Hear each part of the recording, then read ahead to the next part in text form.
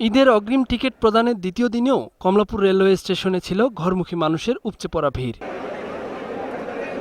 মঙ্গলবার দেওয়া হয় ২২ তারিখের টিকিট। যে করেই হোক নির্ধারিত দিনের টিকিট চাই, তাই সেহরির পরেই লাইনে শরিক হয়েছেন অনেকেই। দীর্ঘ প্রতীক্ষার পর মিলেছেও কাঙ্ক্ষিত গন্তব্যের টিকিট। সিরিয়াল ছিল, তারপরে আসলাম এতক্ষণ পর্যন্ত। এখন অলমোস্ট 11টা বেজে গেছে, এখন টিকিট পাইলাম।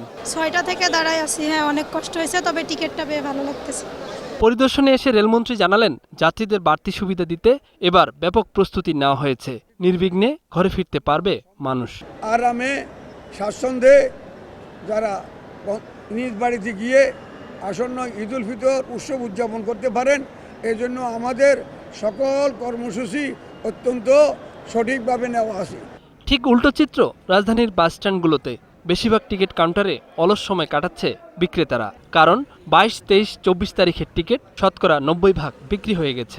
অনলাইন থেকে কেটে নিচ্ছে নাকি তাও বলতে পারতেছি না। ওদের কাছে বলতেছি ২২ তারিখে কোনো টিকিট নেই, ২২, ২৩ কোনো টিকিটই নেই। নির্ধারিত দিনের টিকিট মিলেনি, তাই টিকিট পেয়েও অসন্তুষ্ট অনেকেই। টিকিট আপনার ২২, ২৩, ২৪ এগুলো আপনার 90%ই অলরেডি শেষ।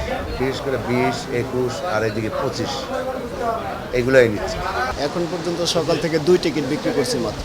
ঘরমুখী এসব মানুষ স্বজনদের সাথে যেন ঈদের আনন্দে শরিক হতে পারে, সে লক্ষ্যে অতিরিক্ত বাসের প্রস্তুতি আছে বলেও জানালেন বাস মালিকরা। তবে মহাসড়কের ব্যবস্থাপনা আরও সুষ্ঠু করার দাবি তাদের। মোহাম্মদ নুরুন নবী, ২১ টেলিভিশন, ঢাকা।